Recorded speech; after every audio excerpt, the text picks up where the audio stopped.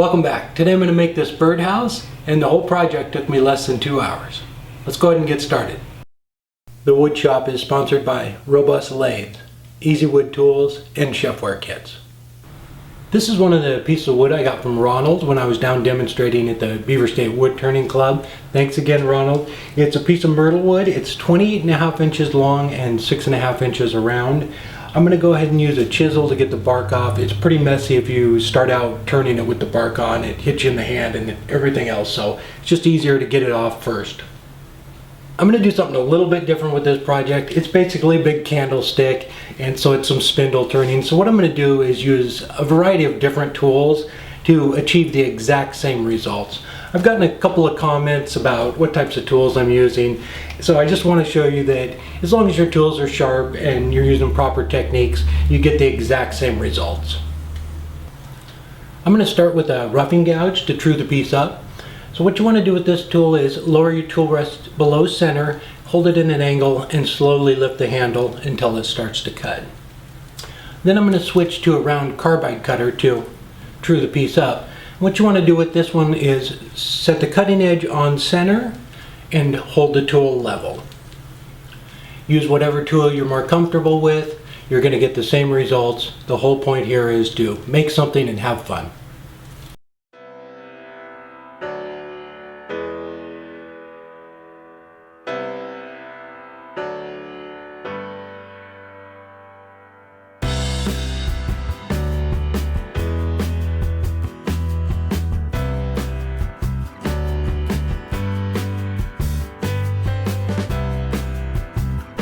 Here I'm using the round Easy Wood finisher to make some nice beautiful shavings.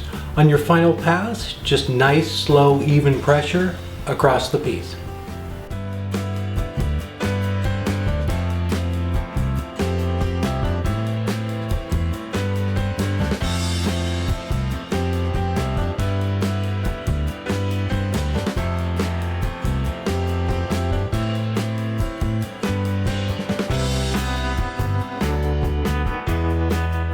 Here I'm using a 5/8 inch bowl gouge to make some nice beautiful shavings. Nice even pressure again will give you the best results.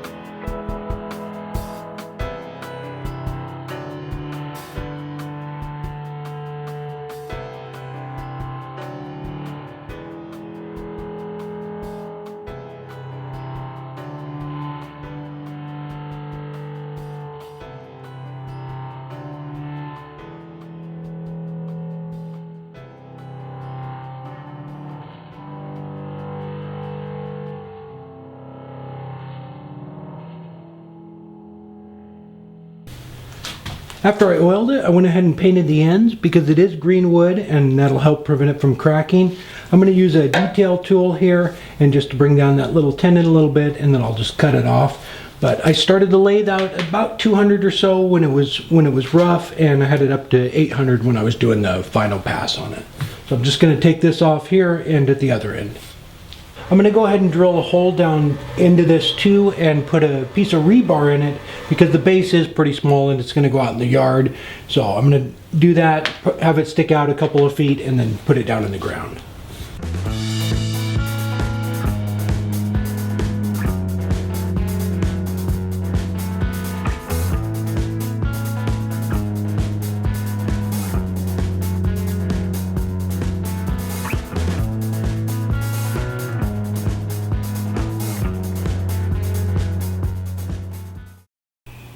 There we go. I just ended up using a piece of all thread. I couldn't find any rebar, and I epoxied the base to the bath. You can make one out of wood, but you'd have to seal it up with resin or something to make it watertight, and even then I don't know how well it'll hold up.